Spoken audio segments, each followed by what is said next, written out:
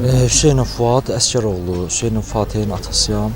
Hadisə bir neçə gün bundan qabaq baş verib. Mən işdəydim, evdən mənə xəbər elədilər ki, uşağın başında zədə var. Gəldim, tanış oldum, gördüm ki, uşağın başın orta hissəsində açıq yara var.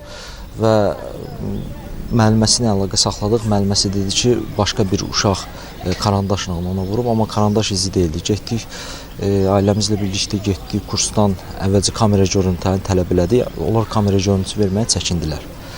Sonra bizim təkidlərimizdən sonra kameranı baxdıq və kameraya baxan müddətdə müəlliməsi özü dedi ki, mən vurmuşam, səhv eləmişəm və kamerada açıq-aşkar görsənir ki, köməksiz vəziyyətdə olan az yaşlı bir uşağa, yəni 4 yaşlı bir uşağa bilərəkdən fiziki, sərt bir cisimlə xəsarət yetirir və uşağı başından qan axır və ilkin tibbi yardım göstərmir. Sadəcə onu eləyir ki, uşağın əynindəki paltarı, maykasını dəyişir, verir xadiməyə ki, onu yusunlar, hadisəni gizlətsin. 2-3 saat ərzində uşaq bu vəziyyətdə ağlayıb.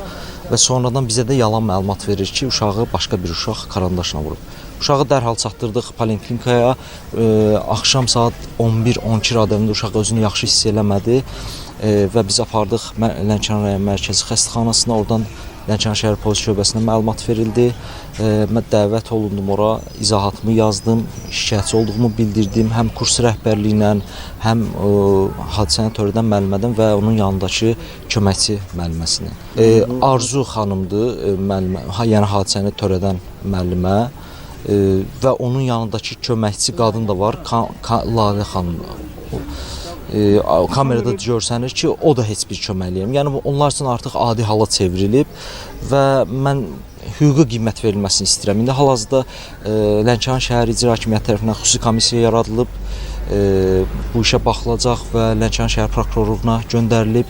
Mənim sadəcə istəyim, tələbim odur ki, işə düzgün hüquqi qiymət verilsin. Başqa heç bir istəyim yoxdur, heç bir tələbim də yoxdur ki, onlar yalandan iddia edirlər ki, güya ki, mən onlardan pul tələb eləmişəm, amma tamamilə yalan söhbətdir. Onlar hadisədən bir gün sonra mənim evimə gəliblər, 950 manat pul gətiriblər, yəni ki, təklif ediblər ki, uşağın aylığı ödənişləridir bu, bunu sizə geri qaytarırıq. Sonradan yalan məlumat yayıblar ki, güya ki, mən orada ona uşağa pul soxdurmuşam, nə bilim, uşağıma xəsarət yetirmişəm, uşağın başında bu açıq yara əvvəlcədən olub. Bunlar hamısı yalan söhbətlərdir. Mən sadəcə istəyirəm ki, buna qanun orqanları düzgün baxsın, düzgün araşdırsın, düzgün də hüquqi qiymət verilsin, cəzası nədirsə onu çəksin.